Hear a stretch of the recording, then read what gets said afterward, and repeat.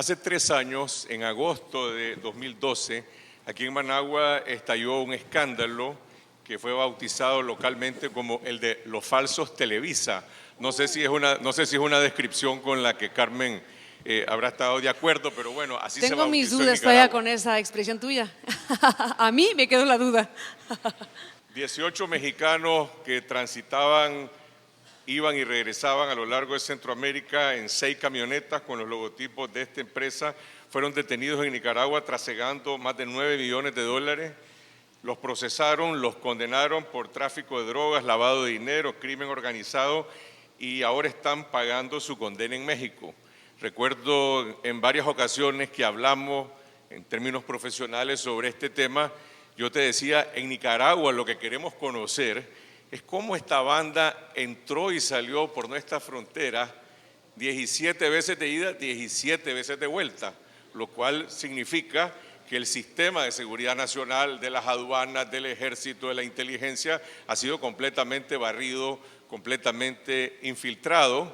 En el juicio no se hizo nunca esa pregunta, la pregunta la hicimos los periodistas, ni la fiscalía, ni los jueces, ni la policía jamás se interesó en brindar alguna respuesta. En tu caso, pues tu interés estaba más vinculado a entender si eran falsos Televisa o qué es lo que había detrás de este grupo. Ahora que están en México pagando prisión, ¿se sabe algo que no conozcamos? ¿Hay alguna pista de qué es lo que había detrás de esta operación? Mi reino por saberlo, pero no.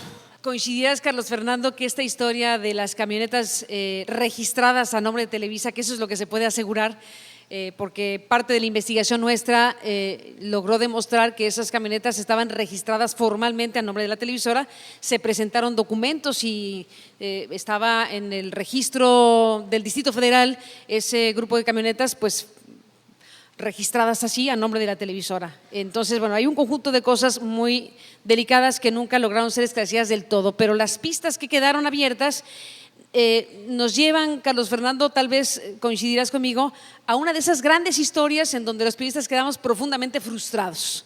Frustrados porque, como nos diría Ismael, nuestro colega periodista que forma parte de tu equipo en Confidencial y que con él trabajamos con su corresponsalía para este noticiero, esta es una historia, digo es porque realmente no ha terminado y no sabemos la entraña misma de lo que ahí sucedió, una historia que tenía una huella de pie grande, ¿no? La expresión me gustaba mucho. Una historia con huella de pie grande porque efectivamente el conjunto de componentes llevaron a que los detenidos en Nicaragua pues no pudieron ser defendidos según su propio equipo de abogados como se debería. Un juicio totalmente irregular allá y aquí y allá. La jefa de la Policía Nacional, Aminta Granera, muy firme ella, que ha tenido una fama muy importante, que nosotros dijimos con una policía de ese calibre, aquí sí se va a saber. ¿Y luego qué pasó con ella? Ya no lo supe, ¿eh? Digo, con la historia de las camionetas. Bueno, en fin, nosotros veíamos desde México que Nicaragua estaba en los primeros momentos dando pasos muy significativos, primero al detener las camionetas, primero al decir, y recuerdo perfectamente al presidente Daniel Ortega decir la telenovela de Televisa, algo así decía, ¿no? El secreto, ¿no? ¿Qué sucedió ahí? No lo sabemos. No hemos podido tener contacto con los mexicanos que fueron remitidos a México después de un juicio que fue transformándose en algo cada vez más opaco, en un juicio en donde incluso en el momento en donde se permitió la oralidad de los mexicanos para que pudieran expresar algo, dijeron cosas literalmente de sobrevivencia, pero no revelaron nada. Dijeron que querían que los cambiaran de cárcel, dijeron que querían mejores condiciones, pero no contaron nada de lo que queríamos que contaran. No sabíamos por qué, no sabíamos ni supimos por qué iban en esas camionetas, por qué iban con esos uniformes, por qué se comportaron como se comportaron, si eran de un cártel, de qué cártel se trataba. Ahí hay una historia absolutamente inconfesable para quien sí la sepa, que nos dejó a los periodistas con enorme grado de frustración, porque invertimos una gran cantidad de tiempo y de un gran esfuerzo periodístico. Logramos conocer algunas cosas, como por ejemplo saber que esas camionetas y otras más que estaban también registradas en situaciones migratorias en Costa Rica particularmente, durante por lo menos 4 años, esas y otras camionetas circularon libremente. ¿Cuántas veces? Tú dices 17, yo no sé si 17 es el… 34 en total. Las que puedan haber significado, pero muchas con la posibilidad de transitar sin ser revisadas.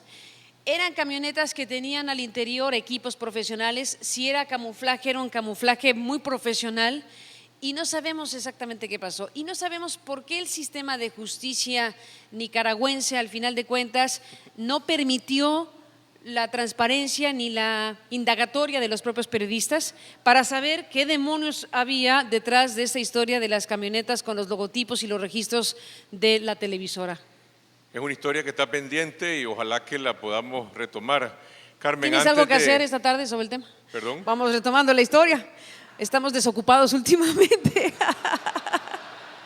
o más desocupados que antes. ¿Puede la prensa mexicana fiscalizar con la misma fuerza a los poderes privados, a los grandes grupos privados mexicanos? Pues no sé si puede, pero debe, desde luego. Pero en el puede está incluido que efectivamente la estructura y el modelo de medios de comunicación en México está asociado precisamente con los grandes poderes económicos. Los dueños de los grupos económicos a su vez están relacionados no solamente con los medios de comunicación, sino tienen ramificaciones por todos lados en negocios de muy alto nivel. Así que entrar a investigar estructuras del poder privado que puedan estar relacionadas con las cuestiones de corrupción o de actos indebidos es entrar a tocar intereses que son asociados a los concesionarios directa o indirectamente de la radio y la televisión. Y eso evidentemente hace que los periodistas se inhiban o nos inhibamos a acercarnos a ciertos territorios que deberíamos también explorar. Pero es verdad que hay un déficit importante de atención, de seguimiento y de investigación periodística en lo que ocurre dentro de los poderes empresariales, de no ser casos como el de Hinojosa Cantú, que es un empresario, pero que está absolutamente integrado al asunto de la política y de los personajes en funciones. No así personajes cuya naturaleza y definición es estrictamente empresarial. Eso hay un déficit importante. Gracias, Carmen Aristegui.